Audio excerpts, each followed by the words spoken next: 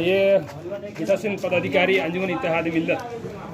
Sir, क्या सोच के आप लोग इलेक्शन करा रहे हैं? पहले तो तहे दिल से आप चैनल वाले को तहे दिल से शुक्रिया अदा करते हैं। और ज़रूरत इस बात का है कि चुनाव अच्छा तरीक़ा से संपन्न हो जाए।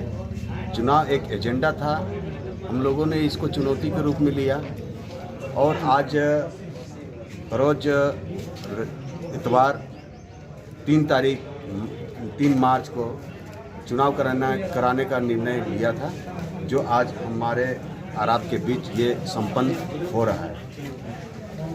चुनाव से जो भी उम्मीदवार जीत के आएंगे उनको जिम्मेवारी मिलेगी, वो अपना जिम्मेवारी को समझेंगे और इंशाअल्लाह इत्तेहाद मिल्लत के लिए अपना काम को अंजाम तक ले जाएंगे। ये बताइए कि इससे पहले भी आप लोग इलेक्शन करवाए हैं? हाँ, बेशक चुनाव हुई है। ये तीसरा टर्न है।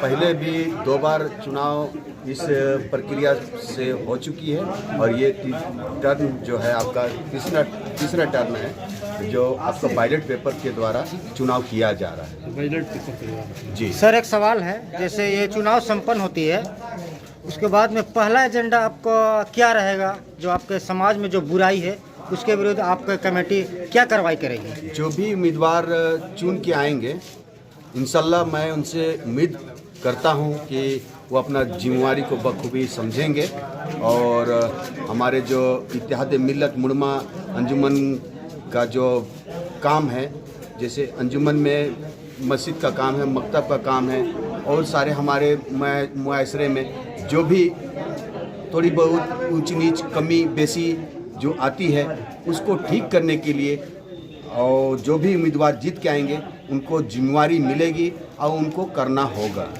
इसके साथ हमारे साथी जुड़ चुके हैं जो चुनाव आयुक्त के मेंबर है इब्राहिम अंसारी जी।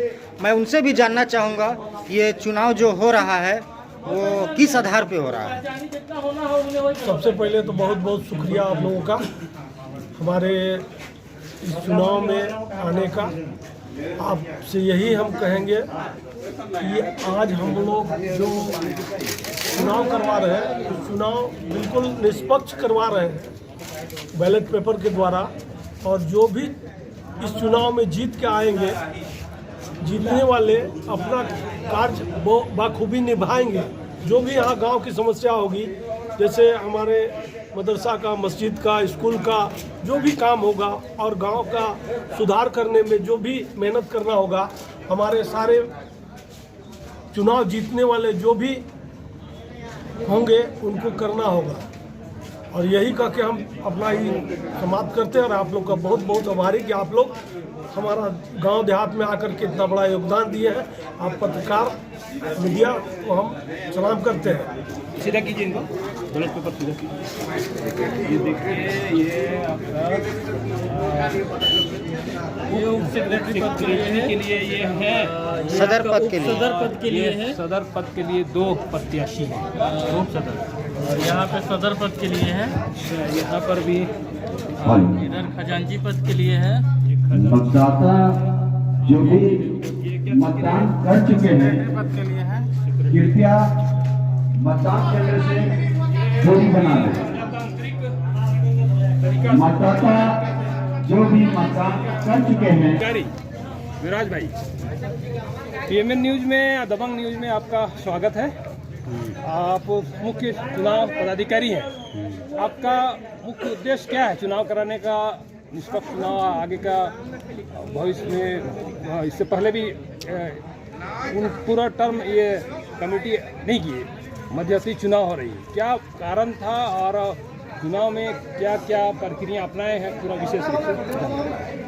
जी, दबंग हिंद और पीएमएन न्यूज़ को सबसे पहले यहाँ आने का मैं शुक्रिया अदा करता हूँ। और आज 2024 में अंजुमन इस्लामिया इत्तेहाद मिल्लत नया सराय मुड़मा का ये चुनाव हो रहा है, जो आप देख रहे हैं कि निष्पक्ष और शांतिपूर्ण माहौल में चुनाव हो रहा है। जैसा कि आपको मालूम था कि पिछले वर्ष का टर्म पूरा नहीं होने के कारण मध्यविधि चुनाव में हमें जाना पड़ा, और ये मध्यविधि चुनाव में हमारे साथ। आप दीजिए। मध्य विधि चुनाव में हमारे साथ लगभग 11 कैंडिडेट खड़े हैं, जिसमें सदर, उप सदर, सेक्रेटरी, नायब सेक्रेटरी और खजांची है। और सारे पदों में कॉन्टेस्ट चल रहा है और मतदाता बड़े ही शांतिपूर्ण तरीके से आप देख रहे हैं कि मतदान का उपयोग कर रहे हैं और काफ़ी जागरूकता है लोगों के बीच में कि लोग मतदान कर रहे हैं।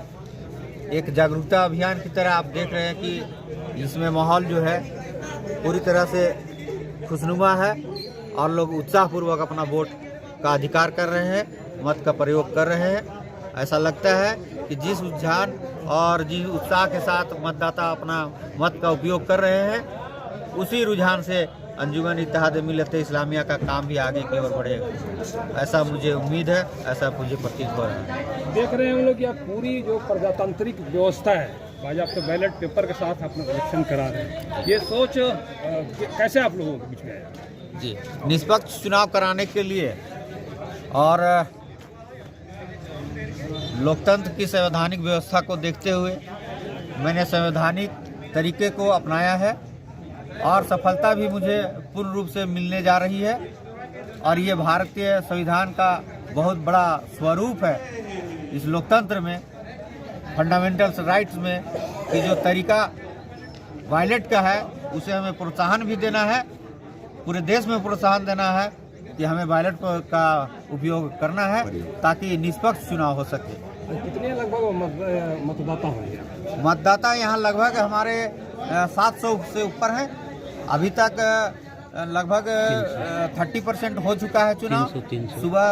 सुबह से ही लोग लाइन में खड़े थे 7:30 बजे से और 3 बजे तक चुनाव होना है। देखते हैं कितना मतदाता और अपना चुनाव रिजल्ट आज ही आप लोग जी, आज हम लोग परिणाम 4 बजे तक इसको घोषित करेंगे और सर्टिफिकेट भी हम लोग देने का काम करेंगे और उसके साथ ही शपथ ग्रहण करा करके कल से ही इसको इम्प्लीमेंट में लाया जाएगा।